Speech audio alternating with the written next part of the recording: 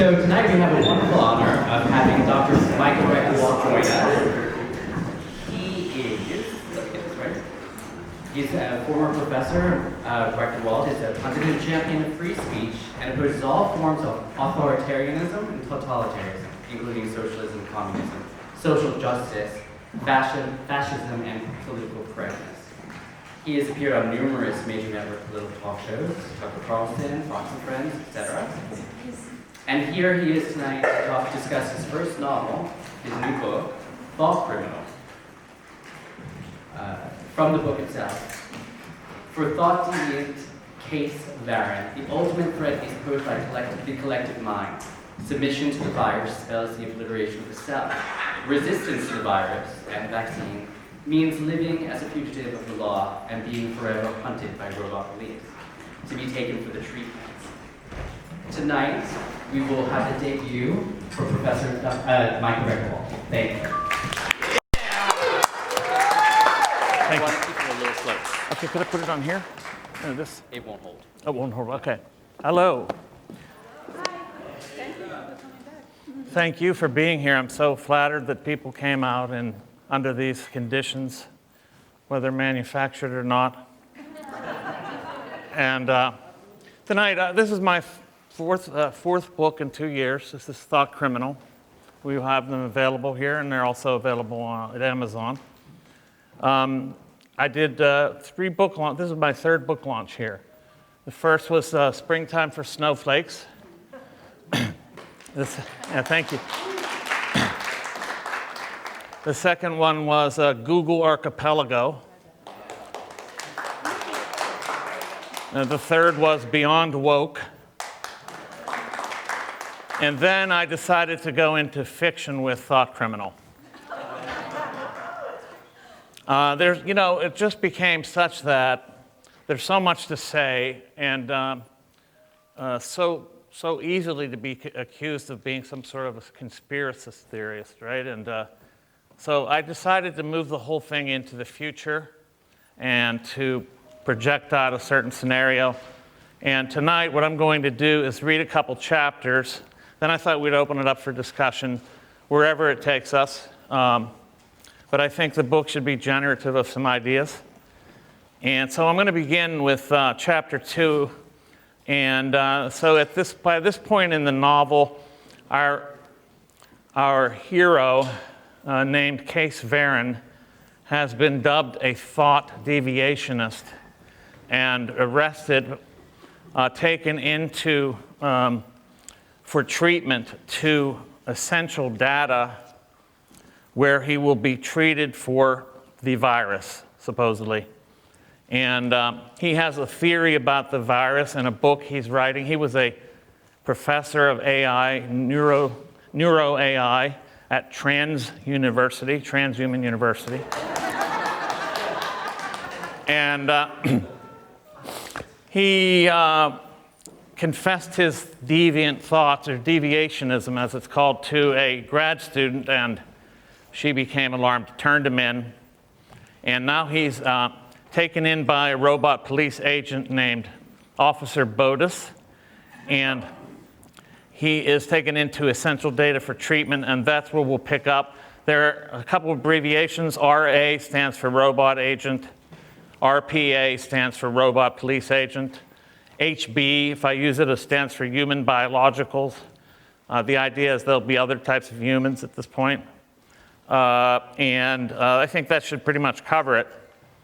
So let's get into it then. I feel like sitting down almost. Essential Data lay before them as he pulled into the driveway, a circular building with glass walls and a gray metal dome. It was built on a giant crater dug out of the desert floor. As an inconspicuous blue LED sign spelled out the name on a placard in the bare lawn in front.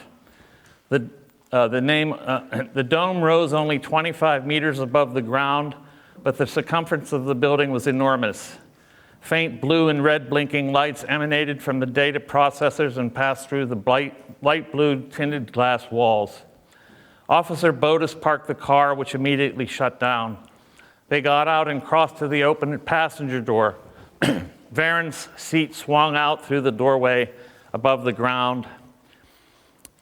He slid off and soon stood beside the officer on the pavement as the seat retracted. Arbitern, which is his robot assistant, Arbitern exited the car and stood beside them. Varen looked at the building before him. Although he'd never set foot in such a place, he knew most of what went on inside and now began guessing the rest. The essential data complex has a circumference of 1.65 kilometers, Arbitern reported. The essential data building houses the most important processors and data of collective mind. It has also become the primary site for treating obstinate cases of the virus. And this was where we must part ways, Officer Boda said. I will escort you two to reception and leave. Did you hear the sadness in Officer Bodas's voice? Varen asked Arbitern, whispering. Officer Bodas cannot really care about you, Arbitern answered at full volume. RA-25s in their series cannot form attachments like human biologicals or other RAs. Officer Bodas may have been programmed to sound sad when leaving an acquaintance, but their emotionality is merely a simulacrum. This last suggestion disturbed Varen. He quickly tried to erase the thought from his mind and pondered his prospects. He reckoned that they wouldn't have brought him here just to kill or torture him. No, they either wanted to delete and replace what was in his neocortex or get something out of it, or both.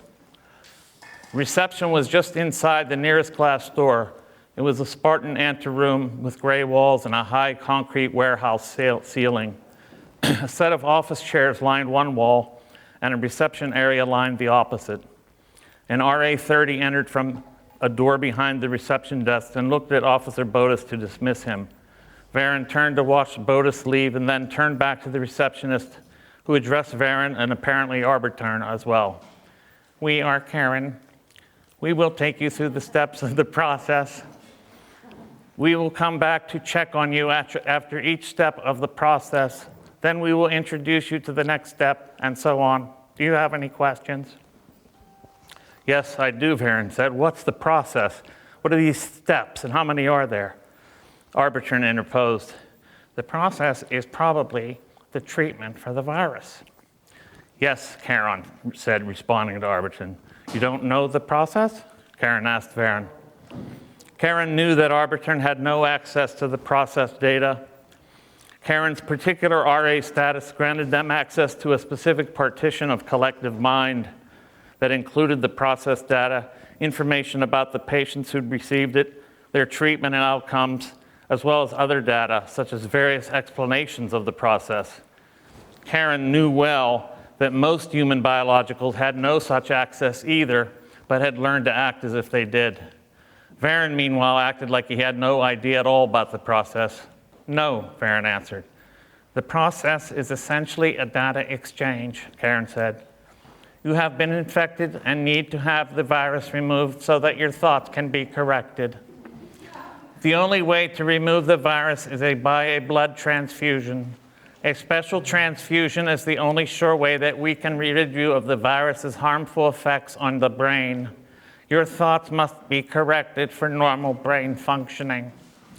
To ensure a permanent correction, we must administer the vaccine after the transfusion. This will protect you against future infection and ensure continued normal functioning. Finally, we will determine whether or not the transfusion and the vaccine have been successfully administered. These are the first 3 steps of the process. If the transfusion and the vaccine are not successful, as many as 9 additional steps may be necessary. This is a bullshit machine, right? Varen whispered to Arbitern. They're spewing nothing but propaganda, right? Everything Karen just said must be nearly the exact opposite of the truth. But Arbitern didn't answer him. Karen was too close by and had overheard. We do not know how to answer these questions, Karen replied. Never mind, said Varen, glad his questions had fallen on deaf RA ears. I'm relieved. I'm finally being treated for the virus. I dislike incorrect thoughts as much as the next human biological in RA. And as you can see, I surely don't want to infect anyone else. He smiled nervously and pointed to the Q950 as he spoke this last sentence.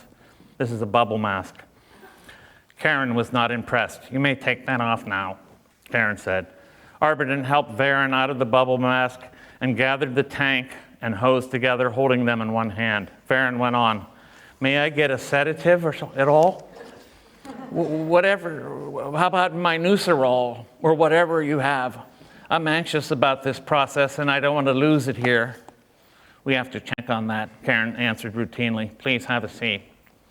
Varen walked across the room and sat down, and Arberton followed. He refrained from saying anything to Arberton, but everything hinged on the sedative, he thought. If they didn't give it to him, he was finished. He remembered everything he stood to lose. He knew it meant the end of his book, Propagation Theory, but wondered if it would include his entire knowledge base other than the pedestrian elements common to everyone, which they no doubt wanted to preserve. He feared the loss of his identity. Without his own thinking, what would be left of him?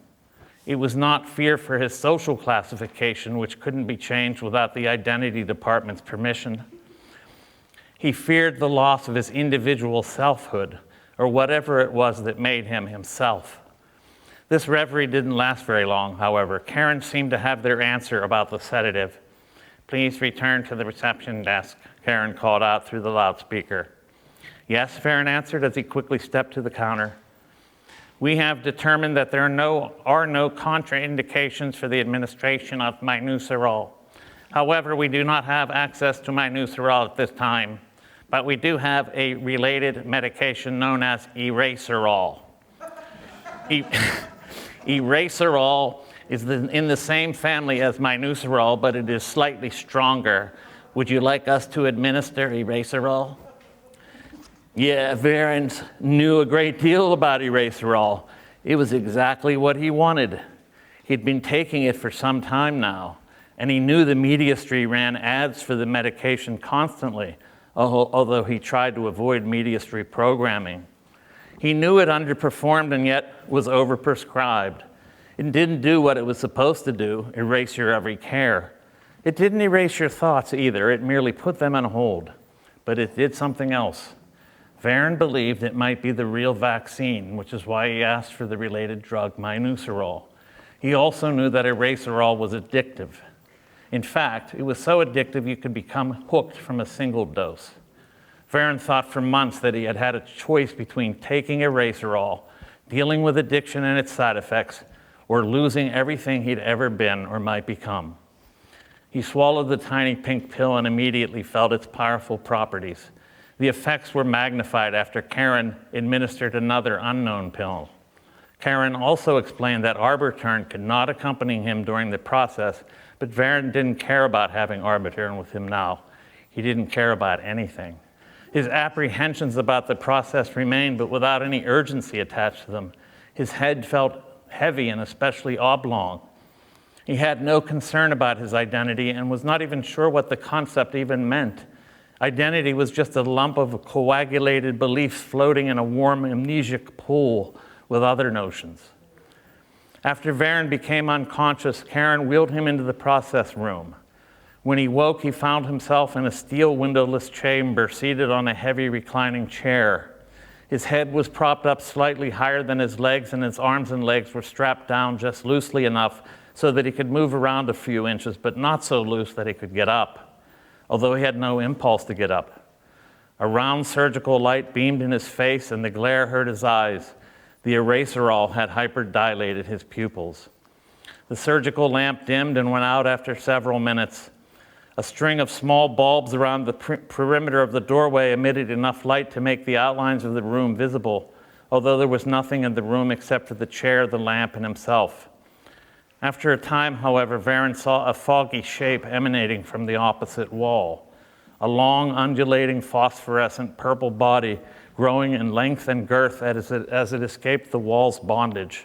He thought he might be hallucinating, but soon he thought the purple body might be real. Ideas like this weren't utterly uncommon, and eraserol's effects contributed to their credibility. Some thought deviationists, including a growing body of physicists, cosmologists, and other banned researchers, had observed that some so-called spaceships, for example, didn't behave according to the constraints of physical laws.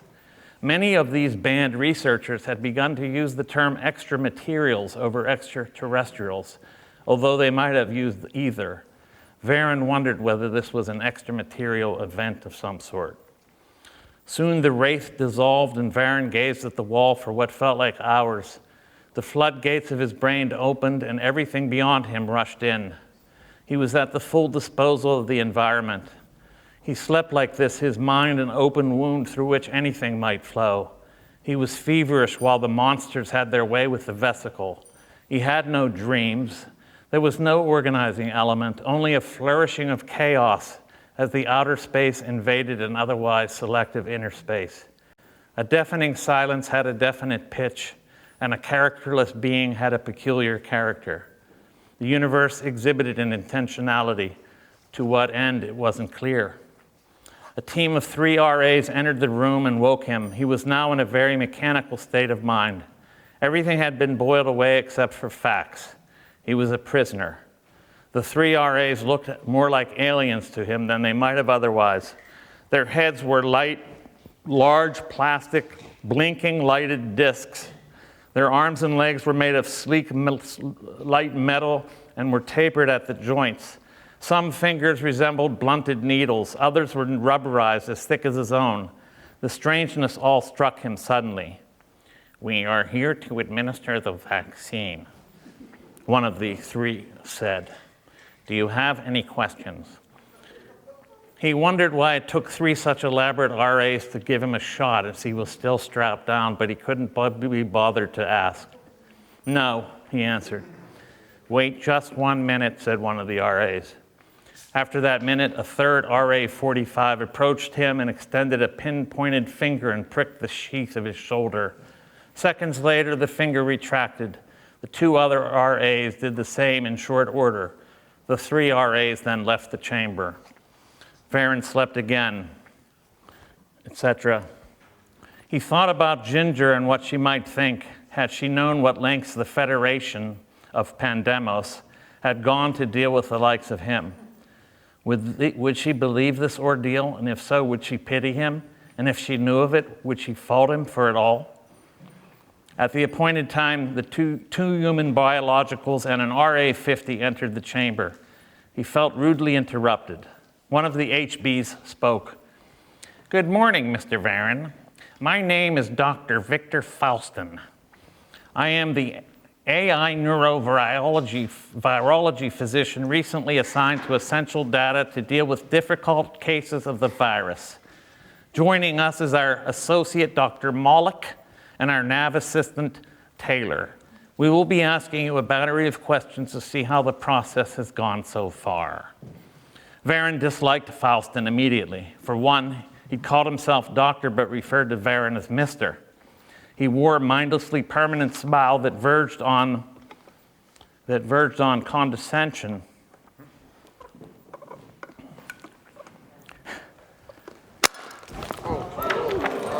This is a hot book.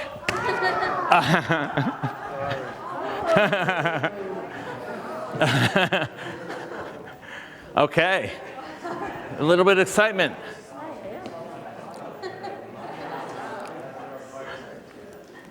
Okay. Oh, I can see it. I'm good. Okay, I'm going to skip a little bit here. Faustin began the questioning. "How are you feeling, Mr. Varon?" "Sick." "We are sorry to hear that, Mr. Varon. If it is any comfort to you, we will say that it is not atypical to feel rather disoriented after the first 2 steps of the process. You have undergone quite a procedure already. We administered a transfusion, then a serial and very powerful vaccine. The vaccine has a major impact. But we assure you that you should be feeling better in a matter of time. And if the treatment has worked, you will be free from the mental disturbances that brought you here." He paused. "What is your profession, sir?" Well, I was a professor of neuro AI at TransU, but I was fired. Now I write. Why were you fired? I had incorrect thinking, didn't I? We cannot answer that definitively yet, but it appears that the virus had corrupted your thinking. If you are like the others who have had the virus, you certainly will have experienced various kinds of delusions, including paranoid delusions about the virus itself. As you probably know, the virus works on the neurotransmitters in the neocortex and has a way of altering the epigenetic programming, changing the culture genes, as it were, to malfunctioning culture genes, especially malfunctioning thoughts about the virus itself. Your neurological inputs have been blocked from the influx of the proper impulses from collective mind, leaving you to have all sorts of ideas that are erroneous, let alone unapproved. Have you had unusual thoughts about the virus, Mr. Varon? I guess so. What thoughts have you entertained about the virus? To tell you the truth, I can't remember what they were. Fabulous ideas, I guess, paranoid. Whatever they were, I suppose they were incorrect, and I do not know. They got me fired and labeled a thought deviationist, a vaccine resistor, and finally a banned researcher. You mentioned that you write now. What have you been writing? Faustin said this with a slight smile, as if he merely feigned an interest. Don't you have my papers? Varon asked. Someone took them from me somewhere. He looked around as if searching for the papers. Anyway, he continued, all I can remember is the title. Everything else is very foggy. After the title, the rest of the pages are all blank. In my mind, that is. I'm sure the pages have something written on them, but I don't know what it is. The title was Propagation Theory, I believe, or something like that. I remember that I was almost finished working on it, but I don't remember the content. Speaking of things that are missing, where is my PRA, personal robot agent? The RPA confiscated your papers, Mr. Varon, Faustin replied. At this, Faustin seemed to suggest that Varon indeed had been a criminal. As for your personal RA, we had to keep him out of the process for security purposes. Now back to your papers, he continued. If your book was among the papers, then we have confiscated it. I have not seen it myself. Depending on how things go here, but that may or may not be necessary. Faustin paused for a few seconds, suddenly appearing disturbed, perhaps by the possibility that he might actually have to read propagation theory. So could you tell us what you think about the virus now? Well, it's a nightmare, really, this virus is, isn't it? But yes, I think the virus causes a terrible disease. It seems to affect the unvaccinated, causing them to have incorrect ideas about the virus itself, among other things. I've read and heard that it also can cause death, but I have yet to see anyone or hear of anyone who's died of it. A blood transfusion is the only remedy, and getting the vaccine is the only way to protect against future infections. Is that right? That is correct, Faustin answered, apparently pleased.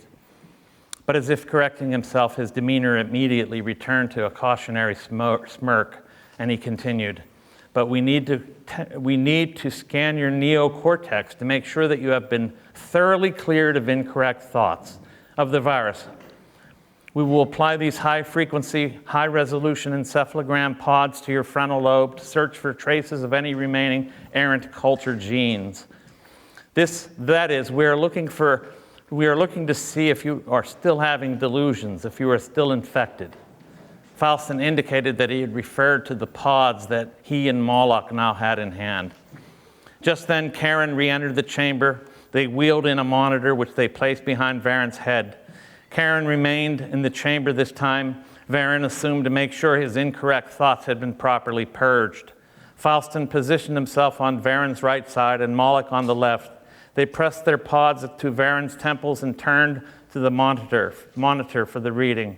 Varon felt the pods vibrate lightly for 30 seconds. Faustin signaled to Moloch, who removed his pod from Varon's left temple. Faustin then re-examined the right side of his frontal lobe by itself. The pod vibrated. After 30 seconds, he withdrew his pod and signaled to Moloch again. Moloch repositioned his pod on Varon's left temple. Both doctors studied the readout as the pod vibrated.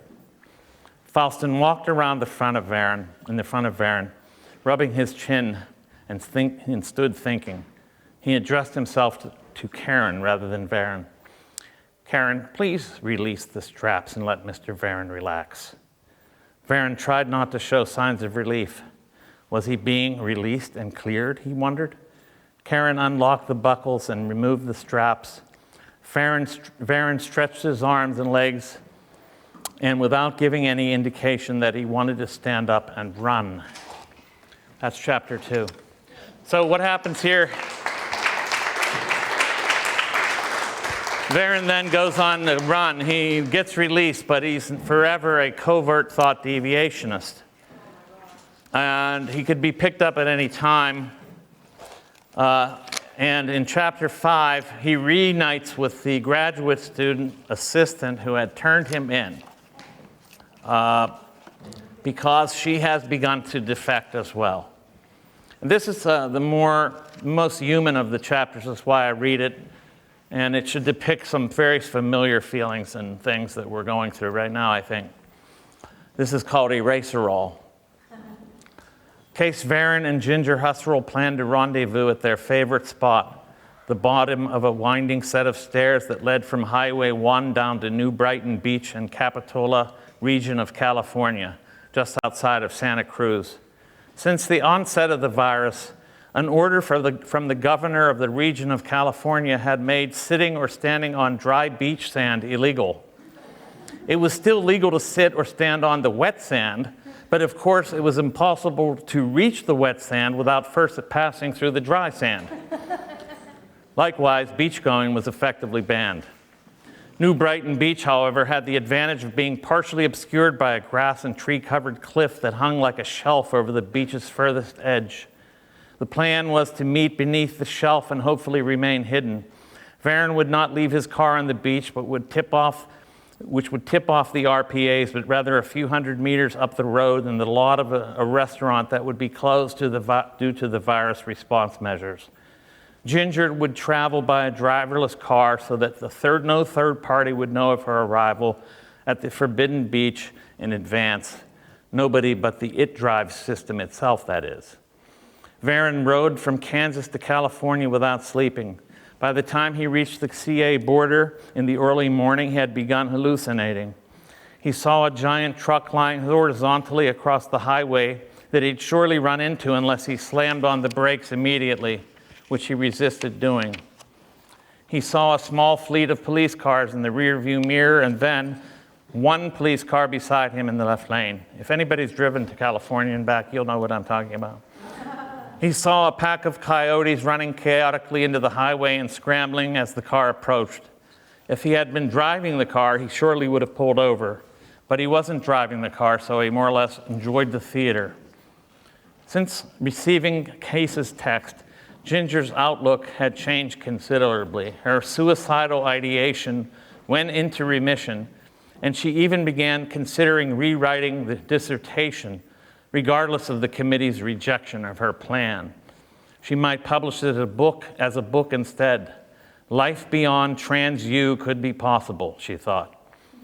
But she decided she wouldn't begin anything until she reconnected with Case Varen. Their meeting was set for noon. At 11:30, she put on her bubble mask and attached the hose and oxygen tank, then tapped the ItDrives app to arrange for a car. After finally sleeping for 5 hours at a rest stop, Varen approached San Jose by 11:25. He wanted to assert some kind of control over the car, and for the first time in as long as he could remember, he enjoyed commandeering a vehicle. Highway 17 stretched out before him, an open road with no cars or trucks in sight for kilometers, thanks to the virus response. Despite the car's active monitoring and reporting on its own speed to the San Jose Smart City databases, he sped along at 175 kilometers per hour, well above the speed limit.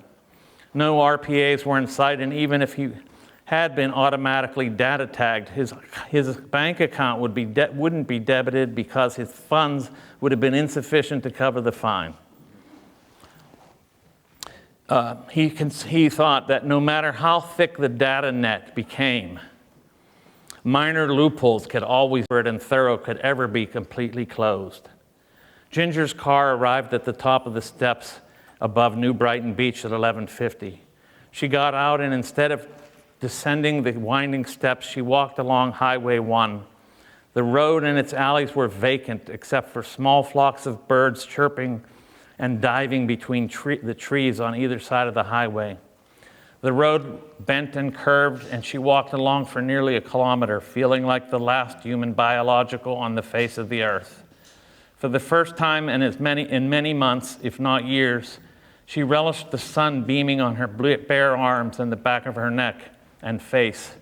Not even collective mind could prevent her from experiencing, however faintly, these few moments of joy, although expressing that joy would have been vain in the absence of another human biological. She turned around and hurried back. She'd been an half hour now and was panicked that she might miss Case at the bottom of the steps.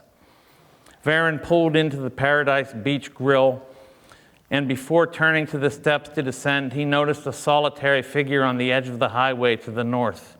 It seemed to be standing still, flagging in the wind and blurred by the moist sea air suffused by sunlight. He kept his eyes on this figure, which soon appeared to be coming closer.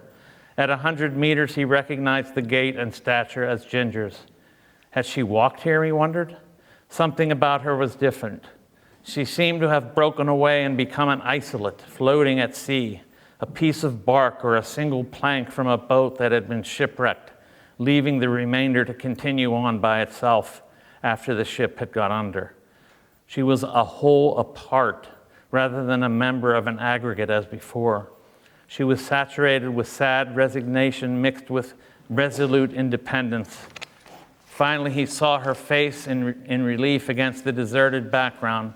Her strawberry hair was tossed, her face buffeted by the wind. She had taken off the bubble mask and held it to her side. As her expression became visible at 50 meters, Varen noticed that she'd been crying. He had removed his bubble mask as well and left it in the car with his palm reader.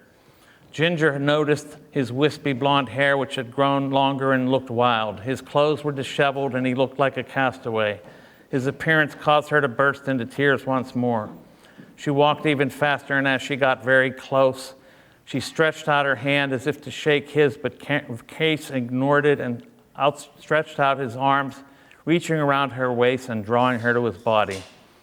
Their embrace was at once criminal and consecrated. No words were spoken for minutes. Then they broke away, and he motioned towards his car as asking Ginger to leave her PR inside. He walked to the cement steps, and she followed. They said nothing until they reached the beach at the bottom. Case sat down on the dry sand and pulled her by the hand beside him. He began, "I noticed that you've been crying." "Yes," she said. "I'm sorry to hear of your troubles with the dissertation committee." "Thank you, but I wasn't crying about that." "What was it then?" he asked. "I was crying because I realized I've lost everything I ever wanted, but recovered myself in the process. I was crying for joy." "You feel relieved then, in some sense?" Case asked. "Yes, but also yet lost, yet not terribly afraid." "It's a strange feeling," Case said, "an ambiguous sense when you come clean with yourself, isn't it?" Case said, "When you've let yourself fall with a certainty that you will not die, but not at all sure what you're trusting to catch you. It's almost as if you've come to believe in something greater than the world itself, and it looks totally crazy to everyone else." "Yes," Ginger answered, amazed at how synchronized they were. "It's like jumping off a cliff without a visible net below, but feeling sure that you'll be caught and won't splatter on the rocks or drown in the ocean." She thought just then of her suicidal fantasies, although this wasn't the same. "I know that feeling well," he said. "Well, you got there first." "Maybe, but it doesn't matter because it's like stepping out of time, too." "It is. So what are we going to do outside of time?" She didn't mean to mock him, but thought she might have sounded like she had. He didn't hear it that way in any case. Well, I'm glad I studied more than AI and neurology, Kay said, and that I didn't merely download packets, but instead I actually read and thought about what I read. What do you mean? I mean that I have ideas about our subversion that come from literature, from myth, from history, from religion even. That may have been the source of my eventual undoing, in fact. There's nothing I can do about it now, though. I didn't properly prepare for a life without thought, as it were. But it provides some sense for what to think about our predicament. Oh, what ideas come to mind? I really want to know, Ginger responded. For example, he said, our situation reminds me of Voltaire's Candide, the 18th century comical novel that ends with Candide saying, after going through the Inquisition, being robbed, having his lover lose half of her ass to swordsmen, thinking his ridiculous mentor had been killed only to be reunited with him later, he says, we must cultivate our garden. That's it. That's what he comes to. And it makes perfect sense. What he means is that there isn't any prospect for changing the world at large, of convincing anyone of anything, of ridding it of evil or overcoming the enemy. All we can do is build a small world of our own, an alternative to the larger one, yet not against it, just separate. It won't be a utopia, but it won't be hell either. What then? A parallel processing system, if you will. I meant, what will we do? But I see what you mean. And you're right, that seems to be the only choice. It's not really, though, Varen said, hurriedly correcting her. He didn't want to be responsible for complete defection when one wasn't necessarily determined, for her at least. We could pretend to be revolutionaries, he continued, and charge at windmills, struggling heroically and in vain, resigning ourselves to a sure defeat, but noble cause nonetheless, or all the more, fit for a movie in our own minds. Or we could pretend to believe you could acquiesce to the dissertation committee's demands, whatever they are, and we need to talk about that. You could banish deviationist ideas or pretend that you don't exist, they don't exist in your mind, and so on. As for me, there's no going back. Well, I guess I could shine robots or do some piecemeal programming for the companies who know nothing about my history, and collective mind won't prevent them from hiring me as long as I don't deviate again. Or companies that don't know or do know and don't care as long as I don't deviate again. It would be inglorious, humiliating, and I'd barely eke out a living, if you will. But you can still turn back, write the dissertation they want, become an assistant professor, turn out acceptable articles, develop some software of use to collective mind, and so forth. So if you really don't want this fate, this garden, you don't have to accept it. I don't have to either, but my options are fewer and less attractive. I'm an ex-con. You're a young grad student and you can make it all look like a slight veering off the track thanks to an errant professor, a bit of confusion that collective mind has rectified. It is possible, but you would have to recant forcefully, express inordinate regret, be a good robot. Wait, I shouldn't have said that. I should have said, you could be a good, useful member of collective mind, respectable, comfortable, and esteemed. I don't know if I can do that. I mean, I can't simply forget and delete my thoughts or forget that I've had them. Well, there's the hustle in you, Case joked, but meant it. I have to tell you something that may change your mind about me, she said. Before I got notification of your text, I was about to kill myself. At that, Varen felt rebuked and grew somber. I'm so sorry, he said. There's no need to feel sorry. I didn't mean to joke about what you're facing or to diminish it. It's every bit as daunting as what I'm facing. If it's not the same, that's only because you're younger and haven't, never mind. It's every bit as daunting, if not more so, because you're younger. When I didn't hear back from you for weeks, she said, I figured you would never forgive me, or that my message was intercepted, or that you were dead, or had become, And so I planned to take a bottle of Eraserol, wash it down with a bottle of whiskey, then jump off the Davenport Bridge into the ocean and drown. Thank God you didn't. What stopped you? Your message.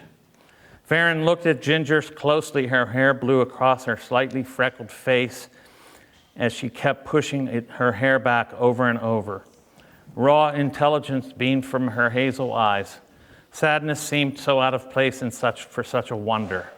What a waste of godly nature her destruction would have been, he thought. What became of you all these months? Ginger asked after moments. What did they do to you? Well, I don't know exactly what they did to me. I only know what they said they did to me. You can imagine. I have a guess about what they actually did, but after traveling from motel to motel in the Midwest to avoid smart city detection, I was finally picked up and hauled off to the main data center in Nevada, Essential Data, and I was told I was being treated for the virus and given the vaccine, then checked for whether the treatment was successful. But I asked for an erase-roll before the process and the treatment because I suspect it actually works as a vaccine for the virus, and I suspected they were actually administering the virus rather than treating me for it. I can't be sure. Actually, I thought that erase-roll had inoculated me to that point, but I didn't want to ask for that in any case because they might know about it, so I asked for minuserol. I thought maybe minuserol would work as well, but they ended up giving me an erase-roll. I could hardly believe it. If they administered the virus, as I suspect they did, then the erase-roll worked. Because if I'm right about the virus, I didn't have it then and I don't have it now. And if I'm right about the process, they tried to infect me with it. They told me they'd given me a blood transfusion, but I can only find one mark on my arm where they inserted a drip, saline drip, nothing more. Wait, you think erase-roll works as a vaccine against the virus? Ginger asked, astonished. Yes, I've been taking it for months and I'm dependent on it, though. I only take it as prescribed, 1 per day. You said you had planned to take a whole bottle of erase-roll, so you're on it too? Yes, Ginger replied, I've been taking it for a year.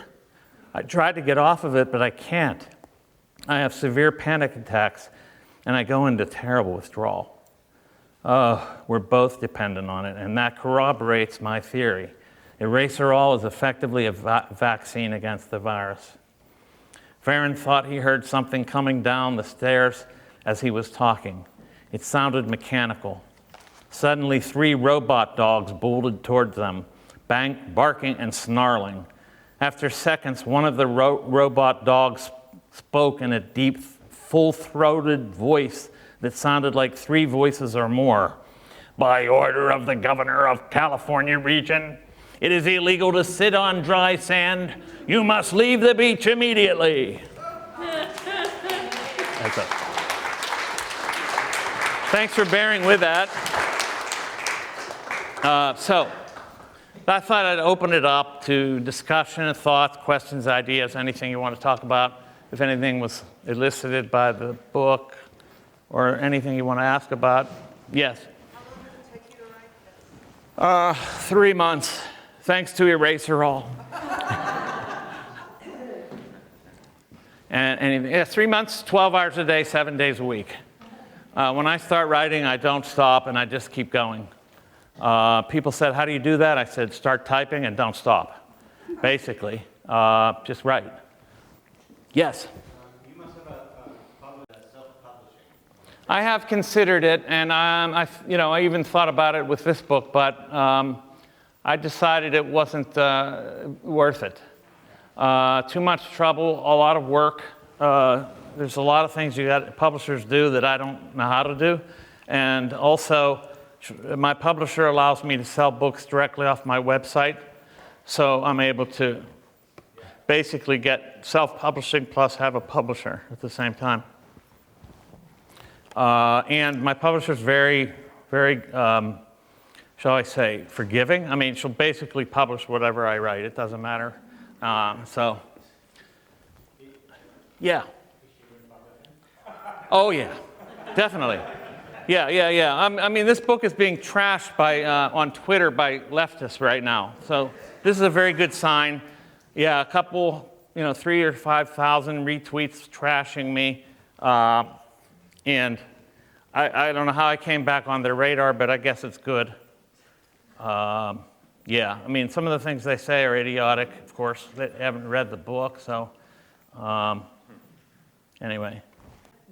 What do you consider the role of censorship? I mean, do you fear let's say, Oh. people writing a newsletter or anything like that, or even yourself, being shut down on an email account and things Oh, like yeah, that. absolutely. I mean, What is the future going to portend for something like you and your that's books? one of the reasons I wrote the fiction in this case, because I wanted to say things that if I said otherwise, I might have been censored. And YouTube is already shutting down all kinds of material about the election, about the vaccine, about the virus, about everything.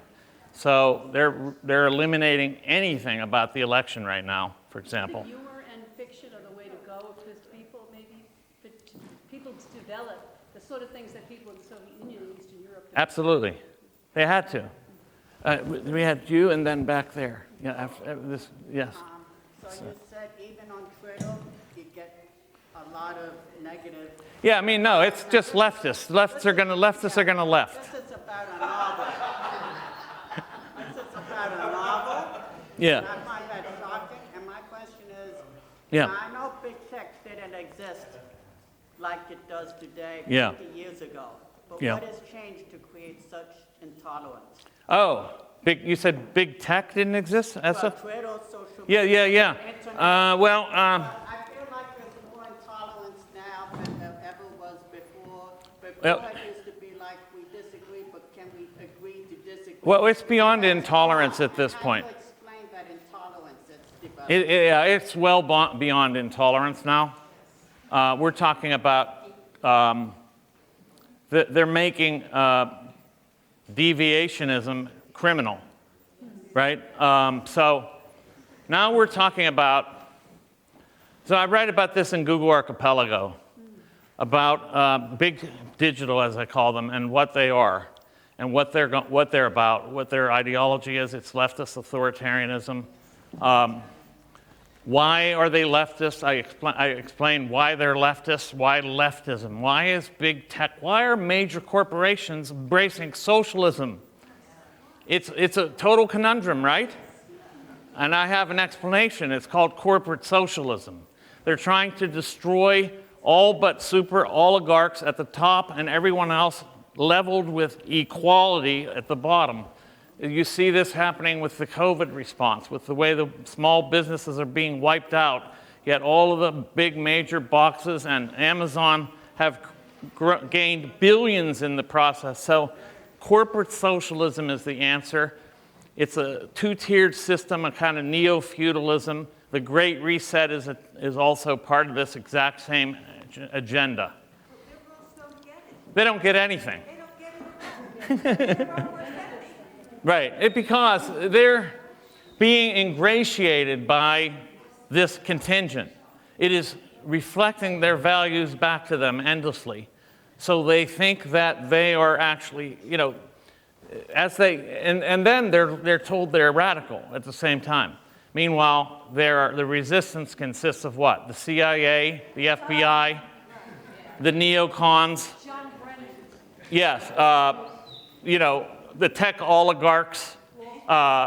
Wall Street, we found out today, China is actually really in bed with Wall Street. So this is the resistance, plus Antifa and Black Lives Matter. That's the resistance. So the ground forces are doing work for the corporatocracy at top.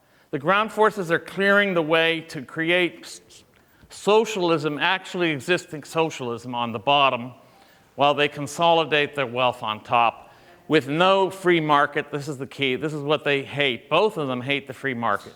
Both these corporate oligarchs and these leftists, these ground troop leftists, they're both working to do the same thing. But there are some leftists that are not to that extreme. Right. So what happens in the end, they're going to say, what the F happened? Suddenly, they are stuck, and it's too late. It's oops. Yeah. They'll double down likely. No reversing. They might double down. Oh, we had back here and then up front. It's kind of a narrow question, but you made a reference to a half of an ass. I was wondering, some kind of an allusion to Candide by Yes. His girlfriend has her ass cut off, half of it. in Candide. Yes, right, in the novel. Okay. Yeah. Half of it. Just a half of her ass. Yes. Second question. Yes. Harrison Bergeron by Kurt Vonnegut. How's what? Harrison Bergeron by Yes, I read it. It's a very short story, but it has sort of it's interesting because it's sort of leftist. Yes. And the theme of it is very anti-leftist. Yes, it is. It's about how they try to create equality through knocking everything off of everyone. In other words, getting rid of all difference in order to create equality. Sort of like Brave New World with Selma and so forth. Yeah. I have two parts too. Yeah. One, your book reminded me a little bit of a show called Homecoming. Oh, yeah. Somebody else has mentioned that to me. Yeah, so what they do is the soldiers coming from war were given a drug to wipe their memory and the trauma so they can go back and fight Yeah. again. They just kept putting them back. Yeah. Very scary. I'm surprised that show was allowed to run. Here's the thing about the novel. The drug actually does work as a vaccine. So what happens is these people that are called thought deviationists, and there's a network of thought deviationists,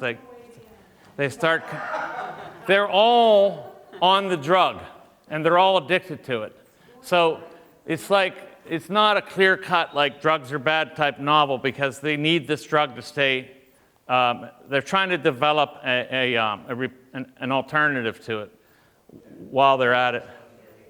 Yeah, yeah. The second part is like, what is wrong with people? Why aren't they standing up? What's wrong with these small businesses and the police? Why are they just saying, come and get me? Because it's, I mean, there's a lot of threats, aren't there? I mean, there's a lot of great. They're up against a very powerful state. They're not even trying. Yeah. They're not even trying to stand up. One guy in was it in? Yeah. Yeah. And then Charles. And then. What is it about the left and their use of, it happened in the Soviet Union, obviously, in Orwell's 1984, this use of the therapeutic model as a way to correct, wrong ideologies as you're discussing. Exactly. But we see the same thing, like this over-reliance on a therapeutic model with regard to COVID. I mean, just like an It's authoritarianism, yeah. Oh, certainly. What is it about the... Why are they authoritarians? Yeah. That's a great question. I mean, it's something I've pondered quite a bit. Why are leftists authoritarians? Well, I can tell you that they love authoritarianism. They like to impose it, and they actually like to receive it as well. Because they think they're right. Yeah, so it's about a moral superiority. So they believe, their ideas are indubitably correct, and likewise they need to impose them on others. I was a leftist authoritarian at one point. I was a Marxist. I used to think things like, people that smoke should be cut off the health care rules and things like that. Just horribly repugnant authoritarian ideas. But did you have a question? And then and then Charles. Oh, I'm sorry. Did I miss you? I'm sorry. I'm going to give you the microphone for now. Thank you. I'm sorry. I didn't see you. I have very bad. Let's go ahead. Well, first of all, congratulations on the book. Unfortunately, it's very timely in this day and age. Yeah. But I was just curious. Did you choose the name Karen for that character before or after it became pejorative for a middle-aged woman? That's a great question. Okay, so Karen is spelled Kharon. It's also an alternative for the name of the person in, I think it's Dante, who takes the dead souls across the river Styx, Charon.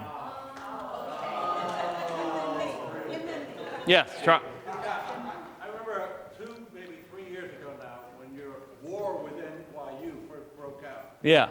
And you were all over Fox News, and Springtime for Snowflakes came out. Yeah. And you seemed like you were on every month or so. I was on more than that. But now that Fox News has turned into fake news, Yeah.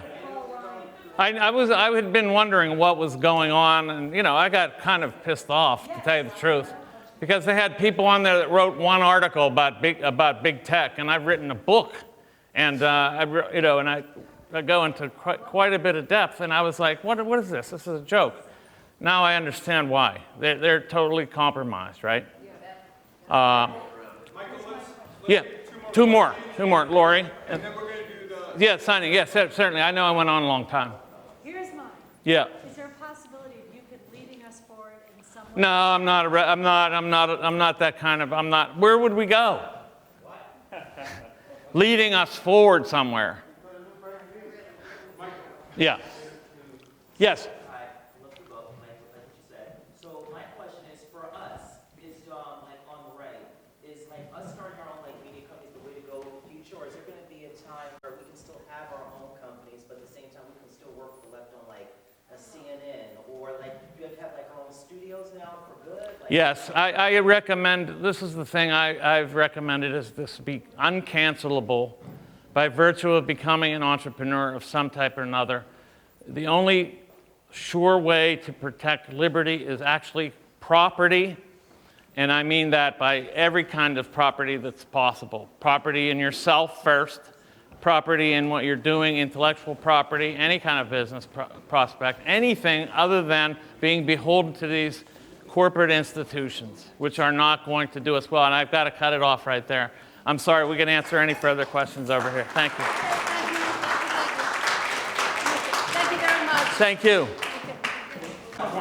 Thank you so much. Nice for coming. Sorry we didn't get a chance to talk more. I saw you and I waved at you earlier. Yeah. Long days do that. Hey. You remember me, Andy Aiken, you spoke at my meetup Oh yeah. a couple years ago. Yeah. Yeah, was that down in, it was the people that had left, the liberals who left the... Ex-liberals. Ex-liberals, yeah, I remember that. Yeah, absolutely. Andy, right? Andy, yes.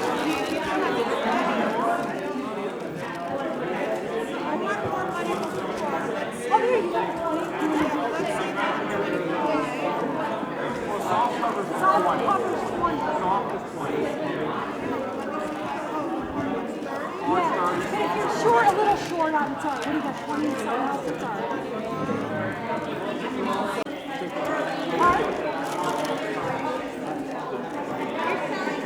Yes, we are.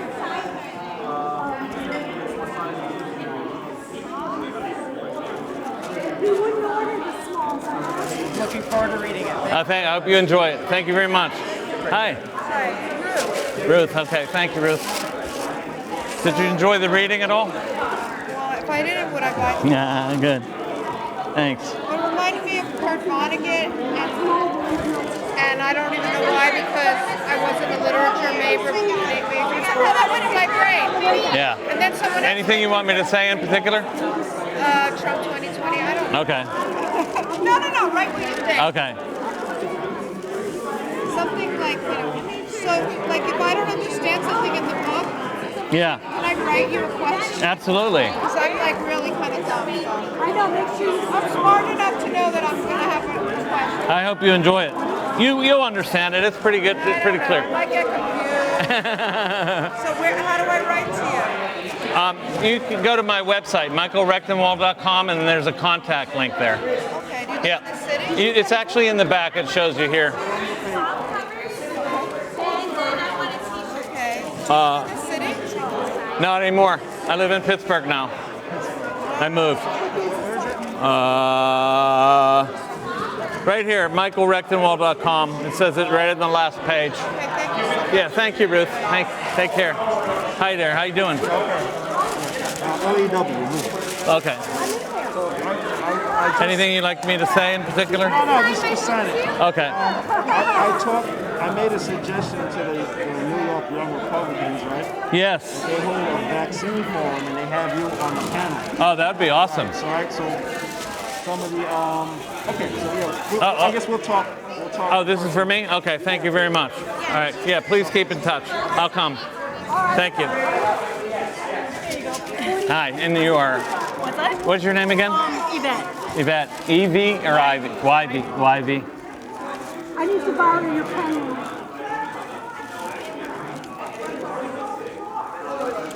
21st. Weekend? Yeah. What I fear is, even if we are lepers, and we just need to just be in our alternative world, Yeah. they won't allow it. I know. They won't allow it. To just, because we'll be an example to the others. that it can be done, and I'm afraid they're going to poison people. Exactly. For 1 second. She wanted me to sign too because I'm in the acknowledgements. We were talking. I'm sorry? She wants me to. Go to stores, we won't be able to. Worse than that, they will make us be sick and die. They'll make us what? They'll make us be sick and die. I know, it's very possible. It's possible, yes. You know, they won't just let us exist Yeah. on a level because there's so many of us that we can make a parallel society. We can have our own area. Exactly. We could just do a parallel world. I agree. Won't allow it. I know. Let's see what happens. Let's see what happens. Stick together. Write me. All right. Thank you. What's the publisher? New York Times? Was that? New York Times is the publisher? What? No, it's a New English Review Press.